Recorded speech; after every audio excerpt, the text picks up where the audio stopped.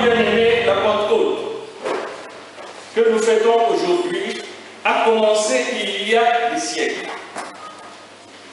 Parce que dans la conception juive, la Pentecôte, c'est le jour où, au mont Sinaï, Moïse est allé recevoir le livre. Voilà comment les Juifs voient la Pentecôte. Et c'est ainsi qu'ils avaient institué tous les jours de Pentecôte qu'il doit y avoir la fête.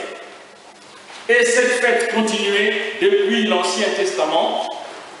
Et arrivé dans le Nouveau Testament, nous découvrons que le jour de la Pentecôte, c'est là où il y a eu quelque chose qui s'est passé. Amen. Amen. Retenez donc, Moïse avait reçu quelque chose de la part du Seigneur. Amen. Amen. Donc il y a là la réception. Et effectivement, ce processus commence par celui qui nous a aimés le premier. Yeshua, par amour, est mort pour chacun de nous. Ceux qui l'ont crucifié n'avaient même pas compris qu'il était venu pour leur propre salut. Nous nous souvenons de ce qu'il a dit sur la croix: Père, pardonne-leur, car ils ne savent pas ce qu'ils font. Père, pardonne-leur, car ils sont encore ignorants. Père, pardonne-leur, pardonne-leur, pardonne les hommes. Alléluia. Amen. Parce qu'ils n'ont pas compris la vision du Père. Ils n'ont pas compris pourquoi le Seigneur, Yeshua, est venu. Alors, le Seigneur sera crucifié, enseveli, et ça devient la confusion parmi tous ceux qui étaient avec lui. La confusion parmi les disciples, des doutes, le manque d'assurance, les peurs, les soupçons entre eux, les découragements et même le retour à la vie ancienne. Lorsque le Seigneur a été enseveli, eh bien, même les apôtres sont retournés dans leur vie ancienne. Pourquoi? Pourtant, ils avaient marché avec lui. Alors, bien aimés, c'est de là que nous découvrons que le Seigneur sera ressuscité d'entre les morts le troisième jour. Amen. Pourquoi? Pourquoi il est ressuscité? C'est la question que tout le monde doit se poser. Pourquoi le Seigneur est-il ressuscité d'entre les morts le troisième jour? Premièrement, parce que le Père n'a pas permis que le corps de son Fils puisse mourir, puisse connaître la corruption. N'est-ce pas? Deuxièmement, pour donner la preuve à ceux qui ont marché avec lui sur la terre, leur donner la preuve de ce qu'il leur disait. Il fallait qu'il soit ressuscité. Amen. Troisièmement, donner les dernières recommandations. Si vous regardez dans Matthieu chapitre 28, à partir du verset 16, si on peut lire, Matthieu 28 à partir du verset 16. Je lis la parole du Seigneur.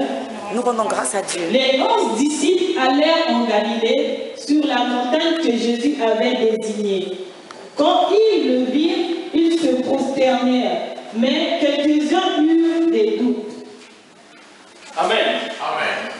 Voilà, enseveli, ressuscité d'entre les morts le troisième jour, et pendant 40 jours, il va se manifester.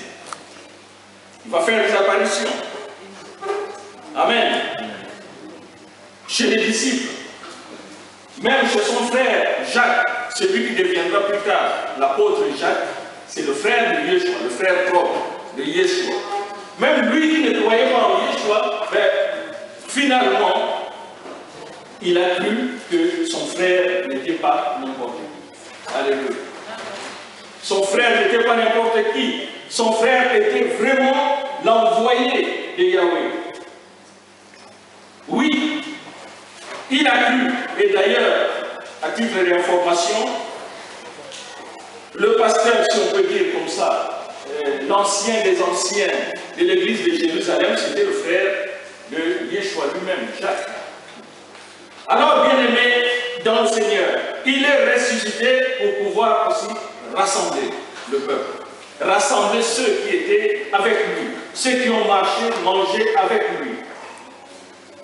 Il fallait qu'ils aient l'assurance, parce que s'ils n'avaient pas d'assurance, ben, ils allaient continuer à s'éparpiller avec leur souffrance intérieure. Lorsqu'on a perdu quelqu'un qu'on a aimé, on souffre intérieurement. Et il y a toujours la douleur de la séparation. Les gens avaient perdu l'assurance, mais il fallait leur donner une preuve que voilà ce qu'ils disaient était vrai. Il fallait leur donner la preuve que voilà, il n'est pas resté enchaîné par la mort. Il a vaincu la mort. Alléluia. Amen. Il est sorti du tombeau. Amen. La confusion, on peut prendre dans Marc 16 par exemple, c'est Marc 16 qui nous parle des femmes, le premier jour de la semaine. Les femmes sont allées, d'abord les femmes, sont allées au tombeau. Mais ils ont vu que le corps n'y était plus. Ils sont retournés annoncer aux apôtres qui leur avait fait confiance. Personne. Personne ne leur avait fait confiance. Ce qui signifie qu'ils avaient entre eux des doutes les uns envers les autres. Mais bien aimés dans le Seigneur, il fallait que toutes ces choses soient balayées pour que l'unité composite puisse se faire. L'unité composite qui permet à nous tous de devenir un seul corps. Alléluia. L'unité composite qui permet même dans le couple qu'on devienne une seule chair. Il fallait cela. Sinon, le Saint-Esprit n'allait pas venir. Alors, dans la continuité, pendant 40 jours, il va se manifester. Il donne ses dernières instructions. Attendez, rassemblez-vous à Jérusalem. Là, nous arrivons dans Actes chapitre 1er, de 12 à 14. Si tu peux lire. Je lis la parole du Seigneur. Alors, ils retournèrent à Jérusalem depuis le mont dit des Oliviers, qui est près de Jérusalem, dans le rayon des déplacements autorisés le jour du sabbat. Quand ils furent entrés, ils montèrent dans la chambre à l'étage où ils se tenaient d'ordinaire. Il y avait Pierre, Jean, Jacques et André, Philippe et Thomas, Barthélemy et Matthieu, Jacques, fils d'Alphée, Simon le Zélote et Judas, fils de Jacques. Tous d'un commun accord étaient assidus à la prière avec des femmes, Marie, mère de Jésus, et frère de celui-ci. Alléluia. Amen. Vous remarquez entre Matthieu 28 et Actes chapitre 1er, du verset 12 à 14, c'est relié. Là-bas, le Seigneur a dit dans Matthieu, allez faire de toutes les nations des disciples, baptisez-les au nom du Père, du Fils et du Saint-Esprit. Mais il finira par dire, je serai avec vous tous les jours, jusqu'à la fin. Alléluia. C'est la dernière recommandation. Et ils obéissent à cette recommandation, ils retournent à Jérusalem, dans la chambre haute, la maison de qui? Vous ne trouverez pas là, mais c'est la maison de la maman de Jean-Marc, l'apôtre Jean-Marc qui a sillonné avec Paul, ainsi de suite, c'est leur maison. Alors, arrivés là-bas, ils étaient dans la chambre haute, ils se tenaient d'ordinaire. Alléluia. Ils se tenaient d'ordinaire, pas d'exceptionnel, d'ordinaire. Tous les jours, ils étaient là. Dans quelles conditions? Dans l'intercession. Alléluia. Ils étaient là dans l'intercession. On cite les noms, c'est des preuves. On cite les noms des personnes et d'autres ne sont même pas cités. Ce n'est pas 2 personnes, ce n'est pas 3 personnes, ce n'est pas 4, mais ils étaient plusieurs. Ils étaient en train d'intercéder. Et la théologie a enseigné que l'Église a commencé à la Pentecôte. Cette théologie est revue. L'Église a commencé dans la chambre haute. Alléluia. Par des hommes sur qui Yeshua avait dit, recevez l'Esprit. Amen.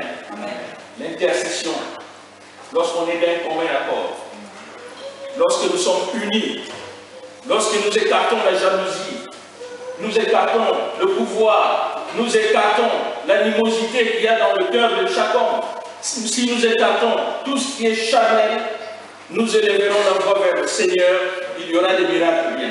On peut acclamer le Seigneur.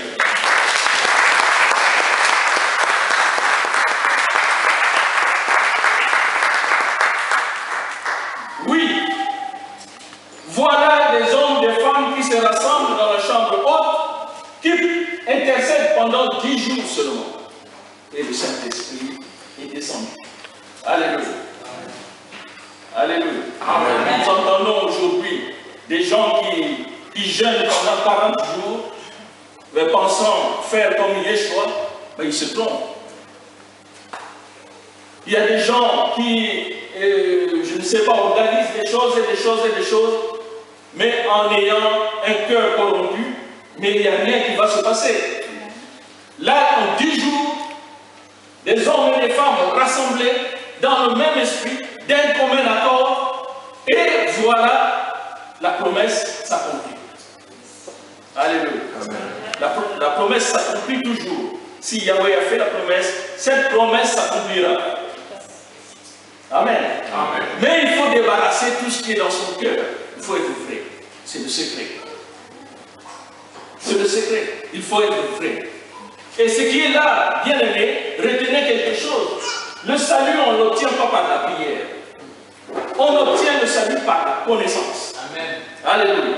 Amen. Par la connaissance. Jean 17, chapitre verset 3, s'il te plaît. Or, la vie éternelle, c'est qu'ils te connaissent, toi le seul vrai Dieu, et celui que tu as envoyé, Jésus-Christ. Tu peux répéter, s'il te plaît? Or, la vie éternelle, c'est qu'ils te connaissent, toi, le seul vrai Dieu, et celui que tu as envoyé, Jésus-Christ.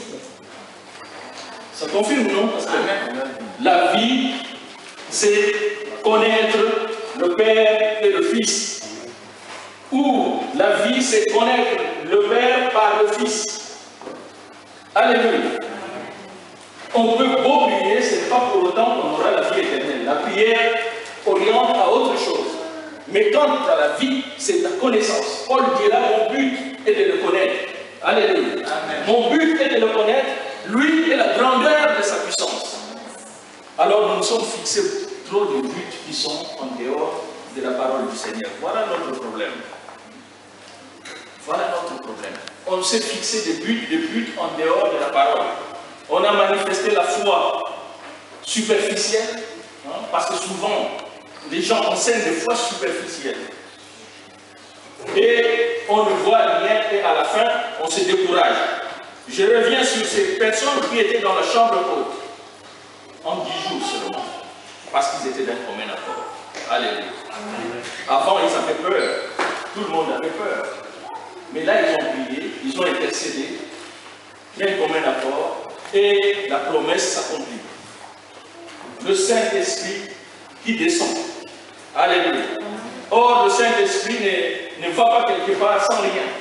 Il apporte avec lui la puissance, qui sont des dons spirituels.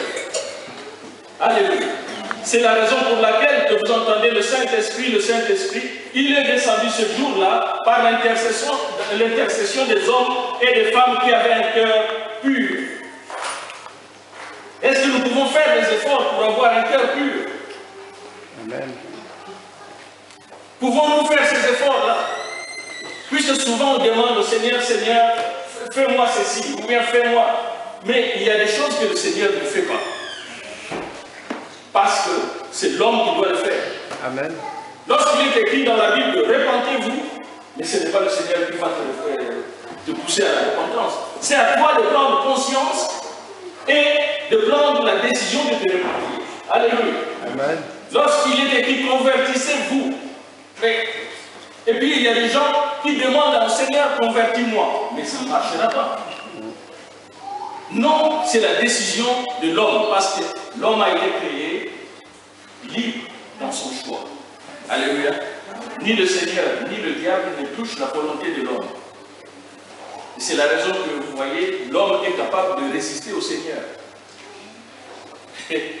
L'homme est capable de bloquer même, de barrer la route au Seigneur, parce si on n'ouvre pas son cœur, le Saint-Esprit n'entrera pas en nous. Et il y a des hommes qui sont des orgueilleux, qui résistent à l'Esprit Saint. Alléluia. Là, c'est vice-versa. Ils sont orgueilleux. Par l'orgueil, ce n'est pas qu'ils ont dit que nous résistons. Non, par l'orgueil seulement, le Seigneur sait qu'il est orgueilleux, mais le Seigneur lui résiste. Soit l'homme résiste au Seigneur, soit le Seigneur résiste à l'orgueilleux. Est-ce que nous pouvons faire des efforts, bien-aimés? Moi, ça m'épate quand je lis le texte là, je dis, mais ces hommes-là, mais ils ont fait un effort considérable, parce que ce que nous sommes, pour que nous puissions rejeter notre mentalité, pour que nous puissions rejeter nos habitudes, il y a des choses qu'on fait par habitude simplement. Il y a des enseignements qu'on a reçus simplement par tradition et on croit que c'est la vérité. Mais est-ce que nous ne pouvons pas faire l'effort d'être face au Seigneur en étant vrai, face à nos frères, à nos sœurs, en étant vrai, avoir un cœur pur? Moi je crois que oui, nous sommes capables de le faire. Mais c'est notre orgueil qui nous empêche. C'est notre orgueil. Nous sommes capables, bien aimés, d'élever la voix et puis nous voyons le miracle s'accomplir. Oui, nous sommes capables, mais seulement nous ne sommes pas vrais nous-mêmes. Le Seigneur nous a donné beaucoup de capacités que nous n'utilisons pas. Simplement, nous suivons les habitudes. Nous suivons les habitudes. Mais ce n'est pas dans les habitudes que nous allons nous en sortir. On nous a enseigné la foi, croire tu auras la voiture. Mais ça, c'est une fausse foi. Croire au Seigneur, la personne prie pendant 50 jours pour avoir une voiture. Mais une voiture, c'est quoi? Hébreux chapitre 11, verset 1er. Je lis la parole du Seigneur.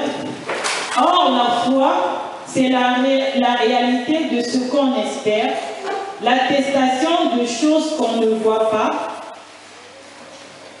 La foi, bien-aimée, c'est l'assurance des choses qu'on espère, la démonstration de celles qu'on ne voit pas. Vous voyez bien, c'est que par la foi, nous pouvons ramener beaucoup de choses. Mais cette foi, d'abord, se base sur quoi? D'où vient cette foi? La foi vient de ce qu'on entend, et si ce qu'on entend est la parole du Seigneur. Si on entend d'autres témoignages, si on entend quoi que ce soit, ce n'est pas ça qui donne la foi. La source de foi, c'est la parole. Alléluia. Bon, maintenant, quelles sont les promesses que le Seigneur nous a données? Qu'est-ce que nous voulons dans Hébreux 11, verset 1er? Quelle sorte de foi nous avons, nous? Parce que la foi, c'est la ferme assurance des choses qu'on espère, la démonstration de celles qu'on ne voit pas. Qu'est-ce qu'on espère? On a enseigné, on a mal enseigné qu'il faut espérer le mariage, il y aura le mariage. Il faut espérer une mobilette, il y aura une mobilette. Il faut espérer ceci. Mais ça, c'est des futilités. Nous espérons la vie éternelle. Alléluia. Nous espérons la vie éternelle. Nous devons garder notre espérance pour la vie éternelle. Et en attendant, nous devons travailler. Alléluia. Amen. Parce que chacun de nous va rendre compte. Chacun de nous va rendre compte. Alors je reviens ici. Le jour de la Pentecôte, c'est pour que le peuple qui était éparpillé, qui était malade, que ce peuple soit guéri. Alléluia. Le Saint-Esprit, quand il descend en nous, ben, il nous guérit. Alléluia. On a toujours parlé des dons, mais la puissance, c'est des dons. Mais c'est pourquoi? Pour que nous soyons guéris, que nous soyons équipés pour la mission. Amen. La puissance du Saint-Esprit nous a été donnée pour la mission. Si quelqu'un prétend avoir la puissance du Saint-Esprit, il peut beaucoup parler en langue pendant même 1 an. Mais s'il n'est pas dans la mission, c'est tout faux. On peut recevoir l'Esprit Saint, mais il y a aussi sa puissance. Alléluia. Acte 28. Mais vous recevez de la puissance quand l'Esprit Saint viendra sur vous, et vous serez mes témoins à Jérusalem, dans toute la Judée et en Samarie et jusqu'aux extrémités de la terre. C'est clair, n'est-ce pas? C'est celui qui a reçu l'Esprit Saint.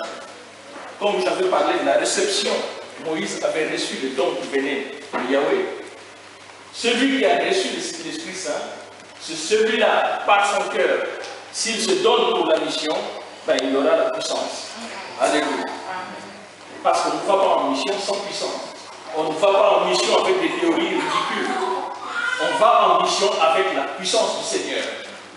Et aujourd'hui, les églises sont devenues comme un simulateur de vol. Vous connaissez le simulateur de vol? Les pilotes, avant de leur donner l'avion, pour piloter l'avion, d'abord, ils doivent apprendre par le simulateur de vol. Il est dedans, il a toutes les sensations comme s'il était dans un vrai avion. Il décolle, il atterrit. Donc, il a toutes les sensations comme dans un vrai avion. Mais seulement lorsqu'il sortira de là, lui-même se rend compte qu'il est allé nulle part. Voilà le simulateur de vol. Et dans les églises, beaucoup sont comme ça. Et ça vient aussi de mauvais enseignements. Mais nous avons besoin, bien aimés, de l'Esprit Saint, de sa puissance pour la mission. Et aujourd'hui, n'attendez pas que vous verrez ce qui s'est fait ce jour-là. Ce jour-là était exceptionnel. L'Esprit Saint, depuis qu'il est descendu, nulle part dans les Écritures, les pasteurs sont ici, nulle part dans les Écritures, on nous dit que l'Esprit Saint est reparti. Non, l'Esprit Saint est sur la terre. Alléluia. Amen. Il est là, c'est lui qui soutient toute la création de Yahweh. C'est lui qui est en nous, qui fait de nous le temple de Yahweh. Vous savez, lorsque je commence à parler de ces choses-là, je n'ai pas envie d'arrêter. Parce que c'est tellement profond. Il fait de nous le temple de Yahweh. Mais c'est merveilleux. C'est merveilleux. Et Yeshua nous a envoyés en mission. Ceux qui auront l'Esprit Saint et la puissance iront en mission. Moi, je me suis arrêté là.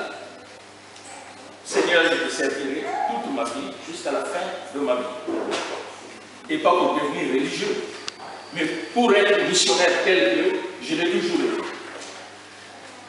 Alléluia. Je vous parle de cette manière pour que ça vous transmette, ça vous communique cette joie d'être missionnaire, de servir Yahweh. Oui, Moïse, Yahweh avait dit à Moïse, je te donne un peuple sacrificateur. Mais bien aimés, nous sommes des sacrificateurs. Nous devons tous être au service.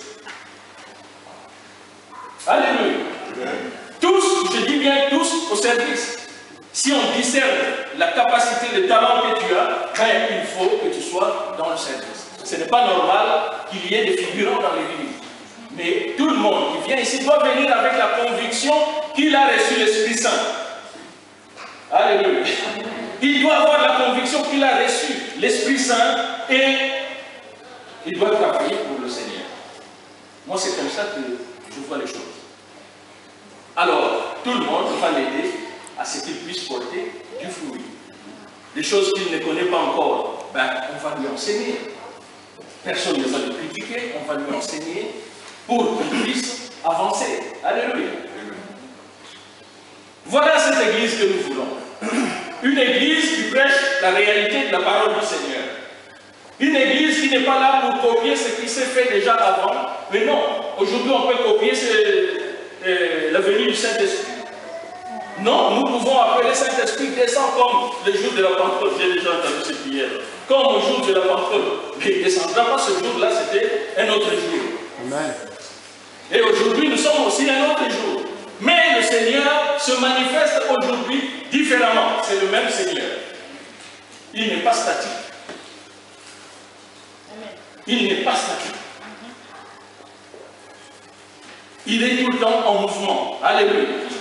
Et c'est la raison pour laquelle que nous devons nous-mêmes avoir aussi la capacité d'être en mouvement dans notre mentalité.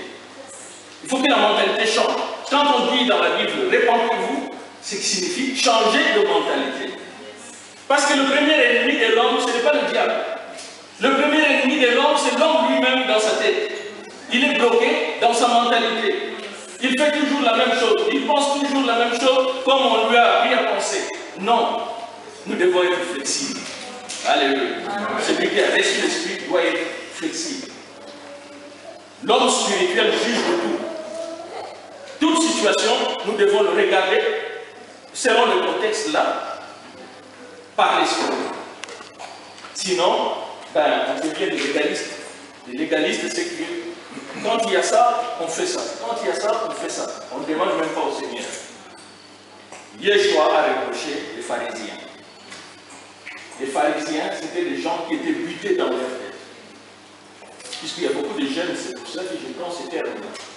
Dans leur mentalité, ils tuaient même les gens pour ne pas faire autrement. Mais ils ne comprenaient pas le temps du Seigneur. Ils ne comprenaient pas le temps de la réforme. La réforme que Yeshua est venu apporter. Au fait, il est venu apporter la réforme, le changement. Alléluia. Pourtant, Yeshua devait être sacrificateur aussi dans le temple, avec son cousin Jean-Baptiste, ce qu'on appelle Jean le Baptiste. Il devait être des Lévites dans le temple, puisqu'ils sont de la famille, ils étaient de la famille de Lévites. Mais on découvre que Jean, lui, il va vivre dans le désert, au lieu de porter des habits somptueux des sacrificateurs, mais il se retrouve dans le désert à manger des sauterelles. Yeshua, au lieu d'être dans le temple pour servir aussi, le voilà qui passe de maison en maison, qui mange de maison en maison. Vous voyez bien, Yeshua est venu apporter le changement. C'est ce que nous appelons la réforme. Quand il y a des choses qui ne vont pas bien, ou bien que nous découvrons qui ont été mises en place sans la parole, nous devons remettre les choses selon la parole. Alléluia. Vous êtes d'accord, pasteur? Amen. Alors, bien-aimés dans le Seigneur, nous ne devons pas prendre la Pentecôte seulement parce que c'est une fête. Hein? Non. Il faut que les faits de la Pentecôte soient dans nous. Les faits de la Pentecôte. Oui, en nous, si nous sommes flexibles dans notre mentalité, vous verrez que le Seigneur va nous utiliser encore davantage. Alléluia. Mais aujourd'hui, le problème, c'est que nous avons du mal à faire un travail en nous-mêmes, d'abord. Parce que si toi-même, tu ne veux pas changer, le Seigneur ne va pas te forcer à changer. Si tu ne veux pas changer, le Seigneur te laisse là et prend quelqu'un d'autre. Alléluia. Donc nous devons faire un travail en nous-mêmes, dans notre mentalité, dans nos conceptions, ce que nous sommes nous-mêmes. Et souvent, on ne change pas, on ne veut pas changer parce qu'il y a la peur. Vous savez, la peur, c'est quelque chose qui détruit le monde. Le monde est détruit à cause de la peur. La haine est dans le monde, mais ce n'est pas la haine qui est en premier. La haine, c'est la conséquence de la peur. La haine émane de la peur. Celui qui a peur ne peut rien faire. Je vais vous donner rapidement 4 armes pour vaincre la peur. Il faut affronter la situation. Premièrement. Deuxièmement, il faut maîtriser la peur par le courage. Troisièmement, il faut maîtriser la peur par la foi. Quatrièmement, il faut maîtriser la peur par la charité. Je n'ai pas dit l'amour, j'ai dit la charité. Dans les Bibles que vous avez, malheureusement, ce mot a été retiré, la charité. Parce que là, c'est écrit dans l'amour, n'est-ce pas? Et la charité, c'est un ensemble de 2 amours. La piété, donc l'amour que nous avons envers le Créateur, et l'amour que nous avons envers les autres. C'est ça qu'on appelle la charité. Malheureusement, ça a été retiré de vos Bibles. C'est ce que nous devons faire. Celui qui aime Yahweh doit aimer son frère et sa soeur. Si tu prétends aimer Yahweh et que tu es incapable d'aimer ton frère et ta soeur, c'est que tu es à côté de la parole. Bien-aimé, c'est tellement profond, la charité. Mais on aime Yahweh. Puisqu'on aime Yahweh, on doit aimer son frère et sa soeur. Le témoignage que nous avons, il y a des gens qui disent beaucoup de choses. Ah mais apôtre, moi je suis spirituel. Approche-le. Et approche, je le saisis comme ça, je secoue un peu. Je dis, voilà, tu es physique. Alléluia. Il y a des choses, beaucoup de choses comme ça, on peut aller plus loin, à dire, à rectifier. À rectifier. Parce que nous sommes ceux qui ont reçu l'Esprit Saint. Alléluia. L'apôtre Pierre, mais il était raciste. L'apôtre Pierre était raciste, et dur. Mais lisez dans Acte 10. Ne lis pas, c'est un contexte. Lisez dans Acte 10. Il arrive chez Corneille, il comprend maintenant la vision que Yahweh lui avait montrée. Il dit, ah, maintenant je comprends que Yahweh ne fait pas de distinction de personnes. Sa mentalité a changé. Parce que pour lui, un juif ne pouvait pas parler avec quelqu'un d'autre, avec un non-juif. Un juif ne pouvait pas manger avec un non-juif. D'ailleurs, Paul l'avait repris sur ce point-là. Mais sa mentalité avait changé et Pierre a fait une grande mission. Alléluia. Acclamons le Seigneur.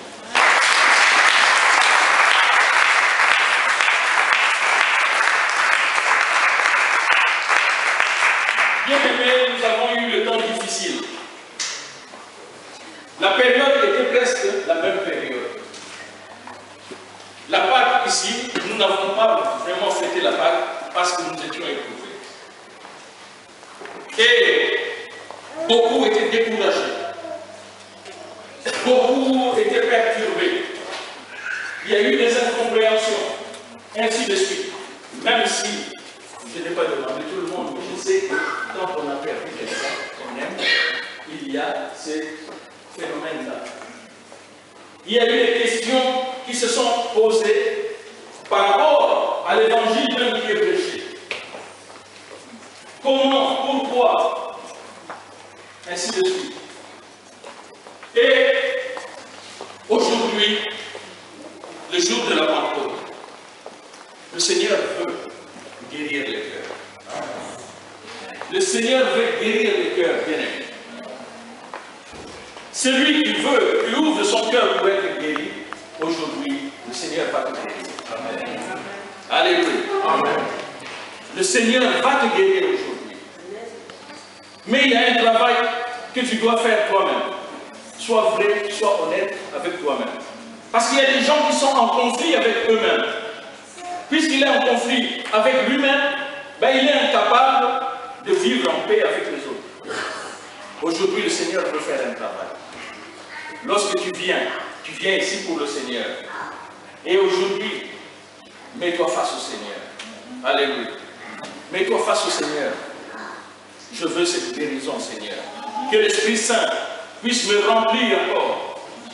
Parce que lorsque, à force d'attrister l'Esprit Saint, ben, l'Esprit ne peut plus remplir. Parce qu'il est constamment attristé. Mais, si aujourd'hui tu demandes, Seigneur, remplis-moi encore, que je puisse te servir, le Seigneur va le faire. Alléluia. Est-ce que nous sommes prêts à cela? C'est notre volonté. Et c'est notre volonté que le Seigneur va accepter. Oui. Celui qui demande au Seigneur de le guérir intérieurement, ben, le Seigneur va le guérir. Par le Saint-Esprit. Alléluia. Bien-aimé, vous pouvez venir s'il vous plaît.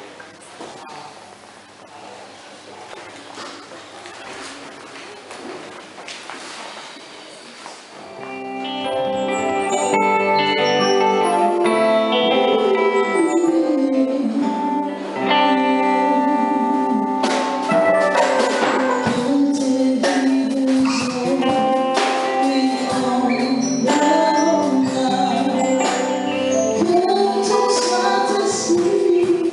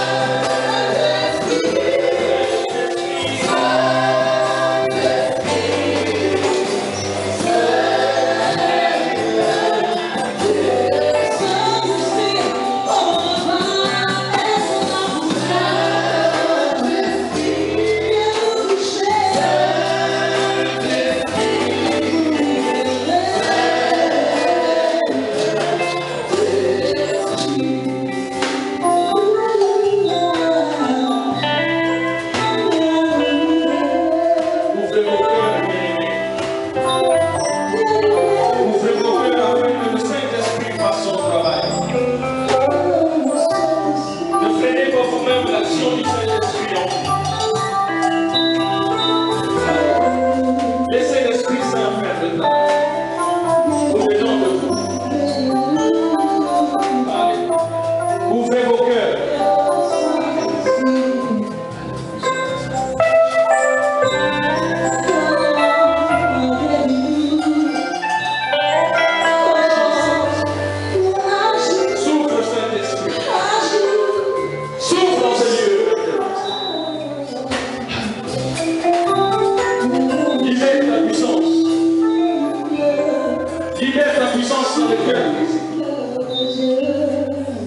Là où il y a douleur, Seigneur, libère ta puissance, Saint-Esprit.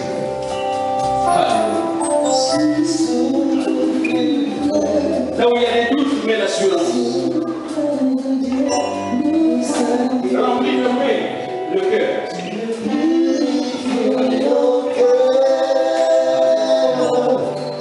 Chasse tout ce qui n'est pas bon. Souffle, Seigneur.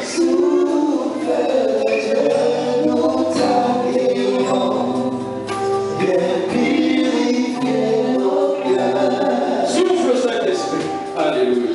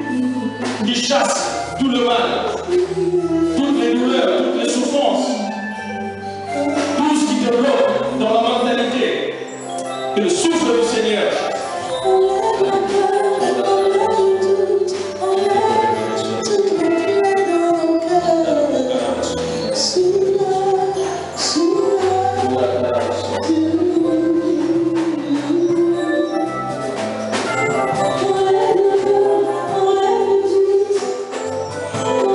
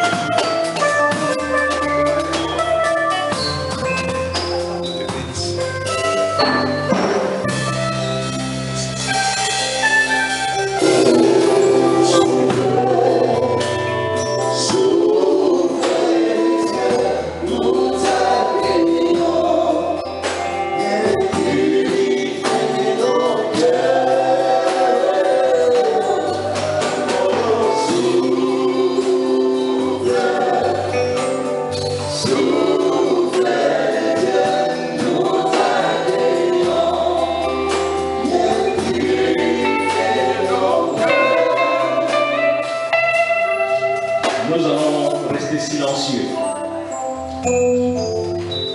Laissons l'Esprit agir au-dedans de nous.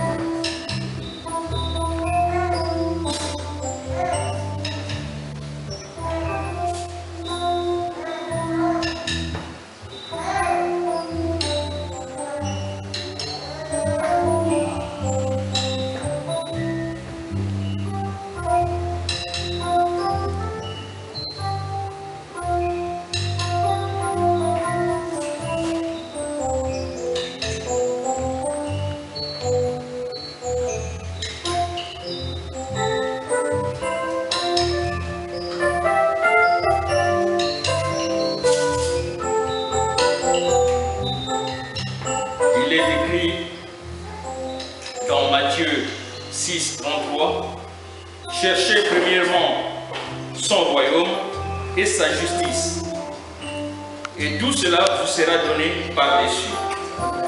Ne vous inquiétez donc pas du lendemain, car le lendemain s'inquiétera de lui-même. Amen. À chaque jour suffit sa peine. Ne vous inquiétez pas du lendemain. Placez votre confiance au Seigneur et que votre foi puisse vous amener à rechercher les plus grandes choses. Oui, les plus grandes choses, la vie éternelle, l'espérance, la vraie foi. Et le Seigneur vous connaît. Il connaît vos difficultés, il connaît vos soucis, il connaît tout ce qui est l'objet de votre préoccupation en ce moment.